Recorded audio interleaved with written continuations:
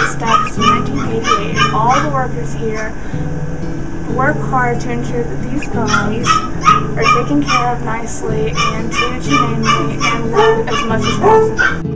The HELP shelter is a no-kill shelter, meaning that the animals that are taken in and cared for until homes are found for them, no matter how long it may take.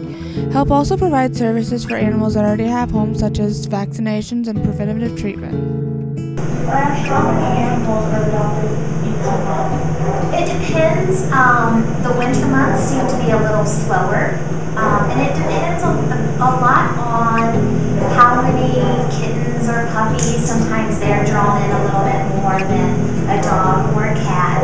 I do know last month there were 33 cats adopted and I think 42 dogs. So it is a higher month. Usually around those numbers, that is our goal.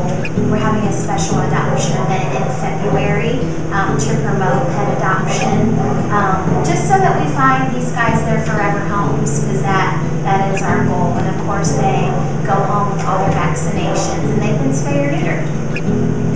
What's needed to adopt an animal from HELP Children? First and foremost, the adoption application has to be filled out front and back.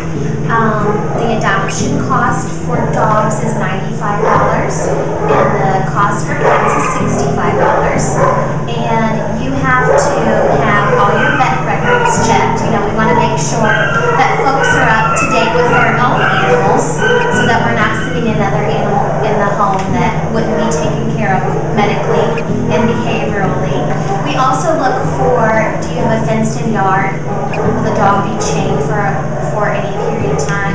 We don't adopt to folks that will chain the dog.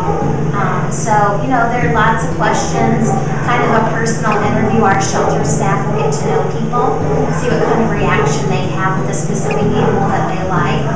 And then, you know, then the adoption and the paperwork begins. Are all the animals immunized or neutered before they're adopted? They are.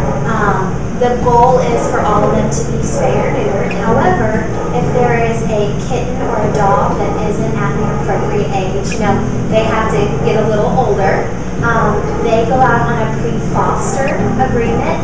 The agreement is that the foster parent, when they're old enough, will have them spayed or neutered, and we follow up with all of those folks to make sure that it happens, because that is the goal of our program here, to ensure that all of our animals are spayed or neutered, so we can reduce the animal population, you know, within the county.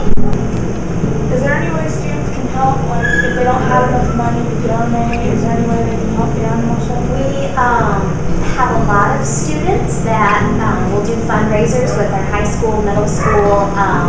We'll pass around our wish list, which includes items like paper towels, trash bags, things that we use on a daily basis. And then we have some volunteers that like just to volunteer in the shelter. If you're over the age of 18, you can volunteer on your own, but if you're under the age of 18, you have to have a parent with you. But it gives you the opportunity to give back, you know, and that could be cleaning out cages, that could be playing with the kittens, that could be helping with office clerical tasks, sweeping, you know, whatever is needed that day at the shelter. Many people do not realize how many of these animals need homes. Many more don't realize the cost of operating an animal shelter. If you can, donate money, food, or supplies to help the shelter. Donate your time, volunteer. And most importantly, You can adopt one of these animals, and giving it the loving family